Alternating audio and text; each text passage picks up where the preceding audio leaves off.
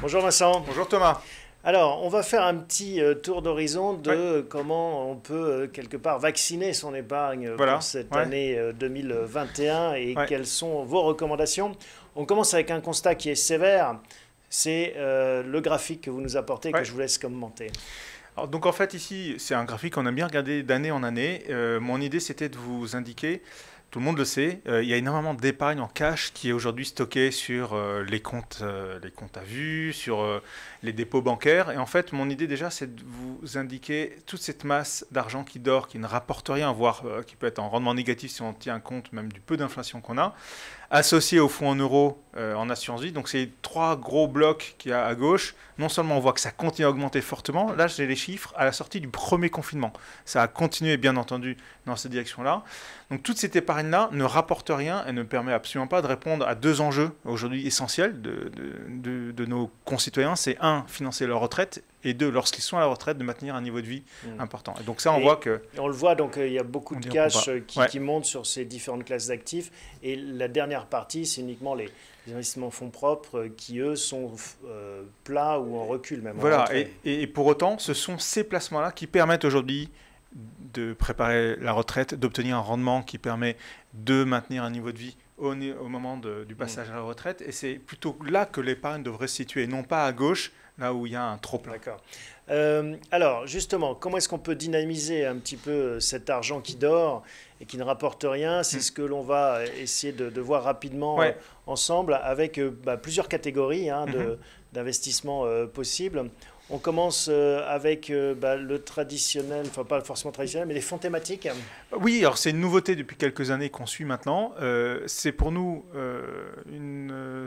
quelque chose qu'on suit avec grand intérêt, puisqu'on en parle très souvent. On parle des fonds thématiques verts, on parle des fonds thématiques investis sur l'intelligence artificielle, sur la robotique, la sécurité, etc. En fait, nous, ce qu'on constate, c'est que là d'abord, a priori, on n'a pas encore les performances définitives, mais il y a plutôt d'excellentes performances.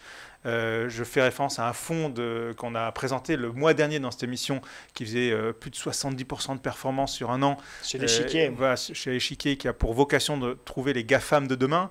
Mais il y a aussi d'autres thématiques qui marchent très bien, comme les énergies propres, où on a un fonds comme Pictet Clean Energy qui fait plus de 30% depuis le début de l'année. Enfin, il y a toute une suite comme ça de thématiques auxquelles on s'intéresse qui permettent d'avoir de la performance et surtout, c'est très intéressant parce qu'on suit là les méga tendances mondiales qui sont des vrais moteurs aujourd'hui de performance. Donc notre première approche pour 2021, c'est de dire continuer à aller sur les fonds thématiques. Il y en a une bonne dizaine qui sont intéressantes à suivre aujourd'hui, sur lesquelles il y a vraiment de la performance qui se démontre d'année en année et notamment dans cette période de crise. Et puis ça rejoint la démonstration que faisait Jonathan au début de l'émission. Exact. Alors, autre grosse veine d'investissement possible, l'immobilier, avec notamment les SCPI. Sur les SCPI, ce qu'on voulait vous dire aujourd'hui, c'est qu'en fait, pendant un certain nombre d'années, effectivement, on a beaucoup parlé des SCPI de bureaux. Aujourd'hui, ce qu'on constate, et on a plutôt l'habitude de laisser un peu de côté le domaine du résidentiel dans le domaine des SCPI. Aujourd'hui, on pense qu'il y a un rapprochement des rendements, notamment avant, il y avait un décrochage des rendements, les bureaux offraient un rendement beaucoup plus important que le résidentiel. Aujourd'hui, avec une moyenne, on va arriver à 4,10 en termes de rendement. Voilà, le télétravail. Même si la SCPI démontre une forte résilience, on pense qu'aujourd'hui, c'est intéressant de revenir et de venir sur la thématique des SCPI résidentielles et de façon générale sur l'immobilier résidentiel parce que d'abord, la demande est extrêmement forte. Il y a même des changements de comportement très importants qui sont la conséquence des confinements.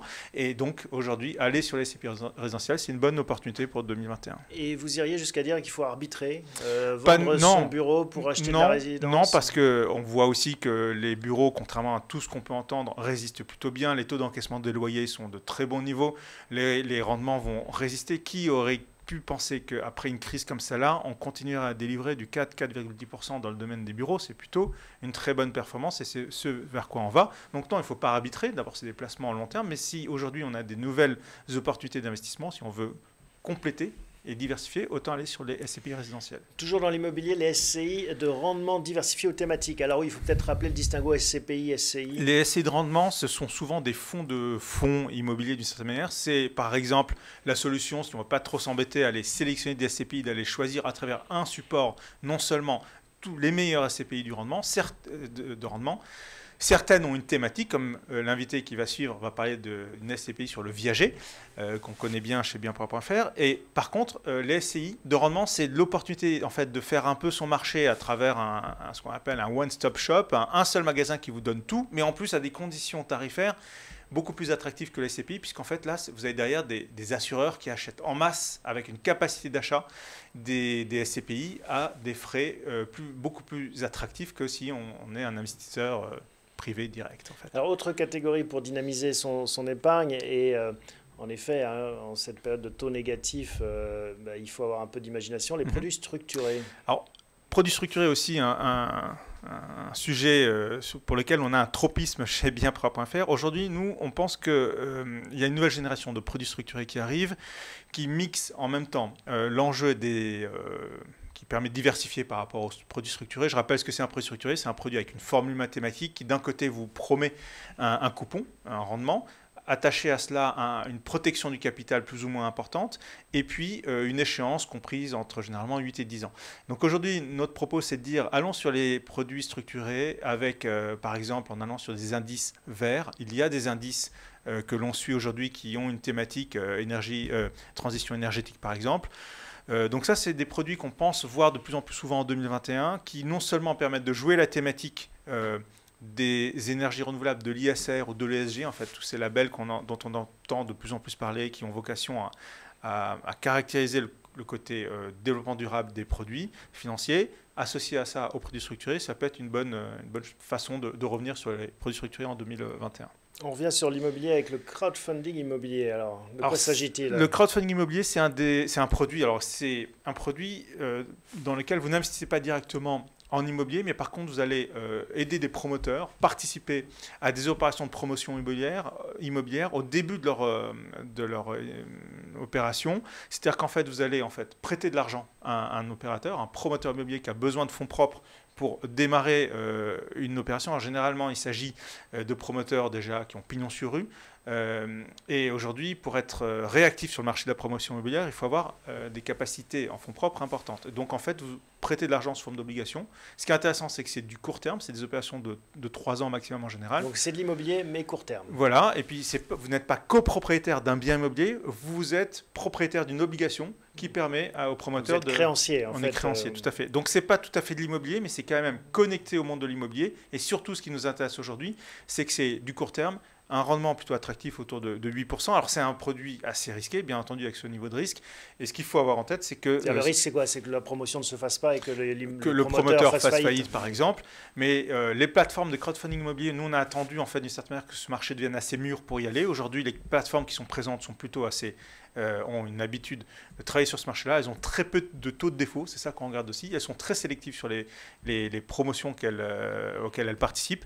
Et c'est par contre une petite partie de son patrimoine qu'on peut consacrer à ça. Une nouvelle ligne aussi qui est apparue récemment, le fameux PER. Le PER, on a beaucoup parlé cette année. C'est un produit qui est arrivé à maturité d'une certaine manière parce que l'année, on avait dit attention, c'est un peu tôt pour y aller parce que c'était en gros, les compagnies d'assurance vie avaient reproduit leur contrat d'assurance vie sous forme de PER. Aujourd'hui, on a des produits qui sont beaucoup plus établis, beaucoup plus mûrs. Ce qui nous intéresse, nous, aujourd'hui, surtout, c'est que c'est un produit qu'il faut absolument avoir à côté de son contrat d'assurance vie. C'est un complément.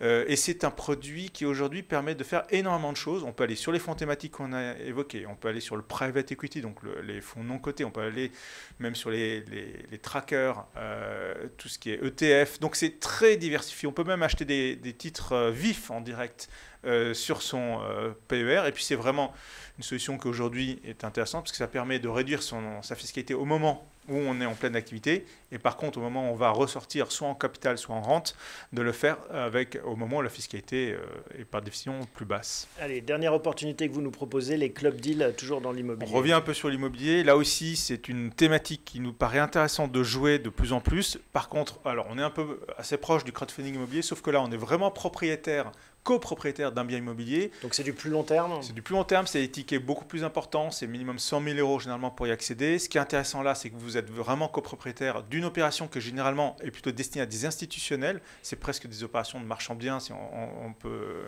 résumer un peu la question. Par contre, c'est des produits qui, là aussi, vous engagent sur le long terme avec des rendements probablement assez attractifs. Mais il faut être prêt. Lorsque ces opérations sont disponibles, on a quelques semaines pour se décider. C'est pour ça qu'il me semblait important de rappeler qu'en 2021, si on a envie d'y aller, il faut aussi préparer maintenant. Allez, on voit un tableau que vous nous avez apporté qui résume tous ces placements, toutes ces lignes. Si on devait faire un arbitrage et les répartir sur un portefeuille global, quelle proportion pour chacune? Sur mon tout premier graphique, j'ai évoqué le fait que les Français n'ont que 55 milliards d'épargne en fonds immobiliers. C'est beaucoup trop peu quand on voit l'enjeu qu'il y a sur l'assurance vie et toutes les autres solutions de placement. Donc aujourd'hui, moi je dirais, allons un peu plus se mettre sur l'immobilier, d'autant qu'on voit qu'aujourd'hui c'est vraiment la valeur refuge. Ça a très bien été démontré encore pendant le confinement où les prix ont continué à monter, les valorisations ne sont pas effondrées et puis en même temps le marché a une circulation normale, même sur les SCPI, il y a eu très peu de demandes de revente. Donc le marché se comporte plutôt bien, les prix sont là, le financement est là. Donc aujourd'hui, on pense qu'il faut aller un peu plus sur l'immobilier de rendement, à hauteur de 50%. Donc on a énormément de solutions dans tout ce qu'on a proposé ici qui permettent de répondre à ça. Et après, le reste peut s'établir notamment à travers des contrats d'assurance vie ou des plans épargne retraite avec des unités de compte sur des fonds thématiques, un peu de produits structurés, etc. Donc on arrive à peu près à équilibrer de façon très diversifiée, en respectant cette notion de diversification, l'ensemble de son patrimoine.